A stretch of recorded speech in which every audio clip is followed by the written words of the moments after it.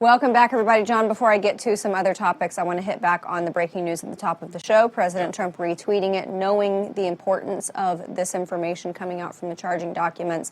I see news blurbs all the time about James Comey being an Eagle Scout, which is why I always refer to him as such, Boy Scout, Eagle Scout. He's really kind of ruined that image, though. He's a political scout is really what he is. And what you learned from today are 3 or 4 remarkable things. One, a possible motive. He thought he was going to be working for President-elect Clinton. 2, that he was acutely aware that his staff was leaking to the media, and he was trying to correct the story that he thought would damage, or change the story that he thought would damage his relationship with the incoming president. 3, the man who investigated Hillary Clinton for using personal email was using it himself to conduct government business. You just can't lose sight of that.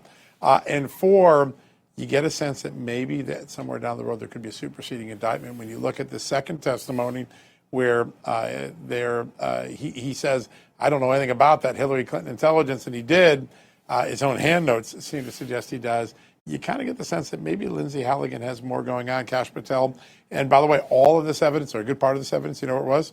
It was in that hidden room in the burn bags. So when Kash Patel said there was some good stuff in there, he wasn't kidding. Indeed, indeed. All right, moving on. Another problem that we had last week, not just James Comey and his current problem, but the monkey problem in Mississippi was solved by a mom who shot the last one dead. A mom in Mississippi, Jessica Bond Ferguson, said she and other residents in the area were on high alert.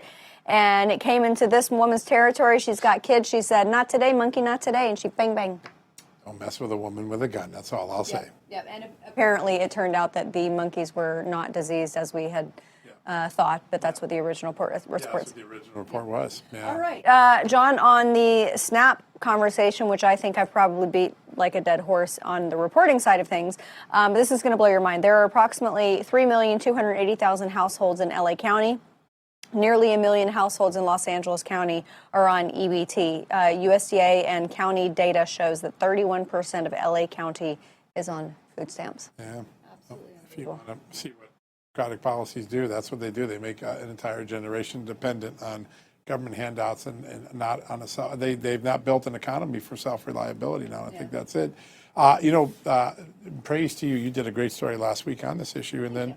Over the weekend, I saw the agriculture secretary saying, hey, she's right. There is fraud. I just found massive fraud. And they're looking at it.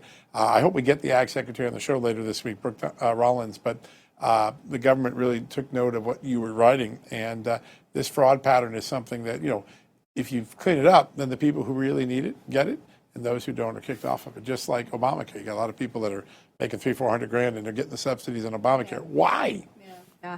And, there's another angle to this crisis because that's exactly what it is in this country. And I've been wanting to write about it, but it's a little too much on the psych side of things.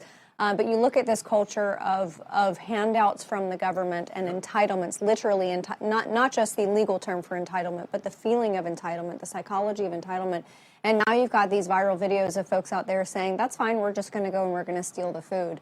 And we have come to a place in this country where that has become the response to the government saying either, sorry guys, it's on pause right now, you're still going to get it, but the government's shut down. It has gone from that to, well, if you don't give us our money, if you don't give us our EBT cards, then we're just going to steal.